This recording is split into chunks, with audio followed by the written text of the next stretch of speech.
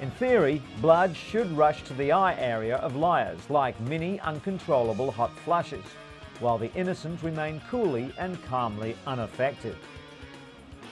The system was first used to examine metabolic rate, but suddenly researchers realized that it was so sensitive it could detect fearfulness. As soon as that was confirmed, they decided to see if it could detect lying as well. Experiments in which 20 people were randomly asked to stab a mannequin, rob it of $20 and then profess their innocence showed the technique to be as effective as any existing polygraph test.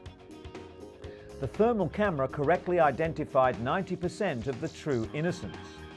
While polygraph tests have long been considered too slow and cumbersome to be used for airport security, thermal imaging cameras might be a practical and reliable alternative. New technology has also come to the aid of cystic fibrosis sufferers who've been unable until now to travel far from home. CF patients like Kristen McFall are using a new medical device to fight the deadly disease. She's now able to live by herself and not depend on others for treatment. The airway clearing device is called a vest, and it helps clean the lungs of excess mucus by oscillating the chest wall repeatedly. Melody Green has had 2 double lung transplants, and like most transplant patients, she underwent daily chest physiotherapy to keep her lungs functional, but with the vest, it was no longer necessary. Of all the lungs donated each year, only 12% have actually been usable, but the vest was modified recently to ensure the organs were kept in optimal condition even before transplantation, and that means that more lungs will be available for patients like Melody. And an English company is offering drowsy drivers a quick fix solution to keep them alert and safe on the roads. The British Oxygen Company claims that a blast of oxygen is enough to wake the body. A driver simply pulls over for a moment and with the canister provided sprays some pure oxygen into their lungs.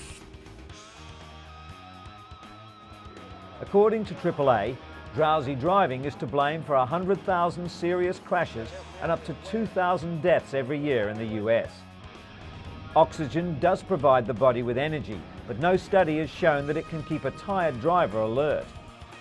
Robert Sinclair from the American Automobile Association believes there's no alternative to sleep. It only takes a second or two of what's called microsleep to spin off the road. Despite the warnings, the oxygen canister will soon be on sale at a cost of $5 a can.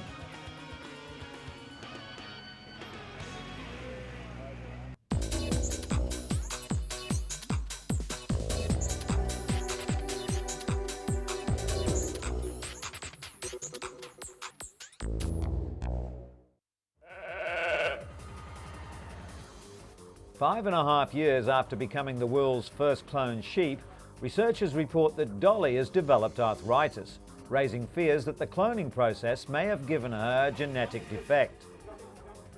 According to Professor Ian Wilmot of Scotland's Roslin Institute, Dolly developed arthritis in her left hind leg at an unusually young age. In 1996, Dolly was cloned from a cell taken from an adult animal. Some scientists speculate that because Dolly was cloned using genetic material from a 6-year-old ewe, her genetic age might be closer to 11. Many animal rights advocates condemn cloning. They believe it's dangerous and unethical, regardless of the methodology. Since Dolly's debut, researchers around the world have cloned several other animals, including cows, and within 2 years hope to produce the world's first allergen-free cats.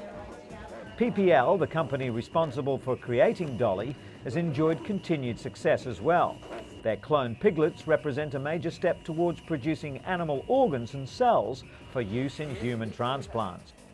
The so-called knockout pigs have their alpha-1,3-galactosyl transferase gene inactivated. The gene normally leads the human immune system to reject pig organs within minutes. This vital step should enable animal organs and cells to be transplanted into humans without being rejected by the recipients. Cloning of the animals took place in the lab, following which the fertilized eggs were put back inside the mother pig, who gave birth to 5 healthy piglets. According to the Scottish-based firm, pigs are the preferred species for xenotransplantation, the transfer of cells or organs from one species to another on both scientific and ethical grounds. The world's first knockout pigs have been confirmed through DNA tests to have one of their 2 copies of the gene inactivated. The potential benefit they offer is immeasurable, as countless patients who would have died while waiting for human organs to become available can now be saved.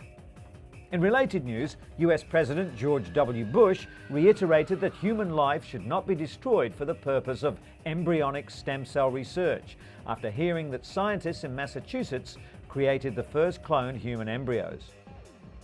The groundbreaking experiment proves that a single cell taken from a human adult can be coaxed into a healthy young embryo. However, the medical advance raises ethical concerns because it requires the creation of human embryos solely for the purpose of destroying them. Researchers at Advanced Cell Technology also cloned several healthy cows, using the same cloning process to create the 6-celled embryos. The scientists say their intention is not to create cloned human beings, but to develop immune-compatible cells to treat degenerative diseases. Although in August, President Bush announced he would allow limited funding for several already existing stem cell lines, some members of Congress warned they will work to prevent further research studies in the US altogether.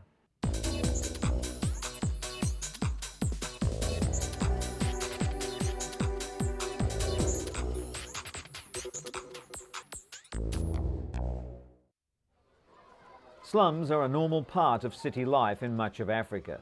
In Kenya's capital, Nairobi, some 3 million people, nearly 60% of the city, live in the slums. The biggest slum, Kibera, is one of the largest in sub-Saharan Africa, with an estimated population of 700,000. Lack of drainage or any proper sewer system creates numerous sanitation problems. Almost all toilets are pit latrines, not much more than a hole in the ground, used by as many as 10,000 people.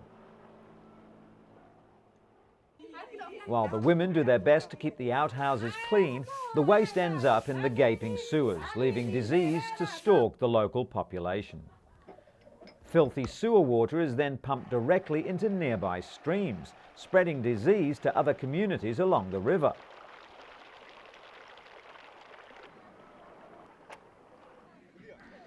But the flying doctors from the African Medical and Research Foundation, or AMREF, have come to save the situation through an intensive health campaign aimed at improving the water and sanitation in the slums. A marathon race organised by AMREF, which attracted nearly 200 runners, many armed with toilet brushes, was run through the city streets in the Kenyan capital in aid of collecting money to build good, clean toilets for the slum dwellers. $100,000 was the target that the organisers were aiming for in order to build over 300 toilets. Currently, there's 1 toilet for every 10,000 people, so the additional facilities will come as quite a relief. And although he didn't enter the unusual race, Kenyan marathon runner Paul Tergat and his family were on hand to support this worthy cause. One practice that AMREF hopes to stamp out is an unpleasant phenomenon known as the flying toilets. With so few loos available in these parts, locals have been known to tie up their waste in plastic bags and then hurl the bags as far away as they can. The plastic projectiles invariably end up in rivers or in neighbouring compounds and are a serious health risk. Being hit by a flying toilet isn't much fun either.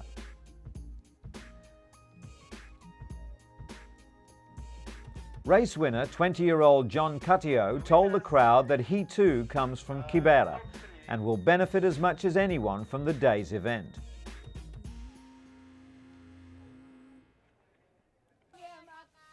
As the campaign to eradicate flying toilets in the slums continues, it's hoped that the slum dwellers will soon be able to do away with the practice completely and enjoy better health and sanitation for themselves and their families. And while we're on the subject, some 200 delegates from Asia, Europe and North America took their seats recently at the World Toilet Summit in Singapore. It's something people use every day, But organisers hope to bring the taboo topic out of the water closet by swapping ideas on design, public education and sanitation. Wash your hands and always flush was the message from a mime troupe that kicked off the event with a graphic but silent demonstration of the good, the bad and the ugly in the bathroom.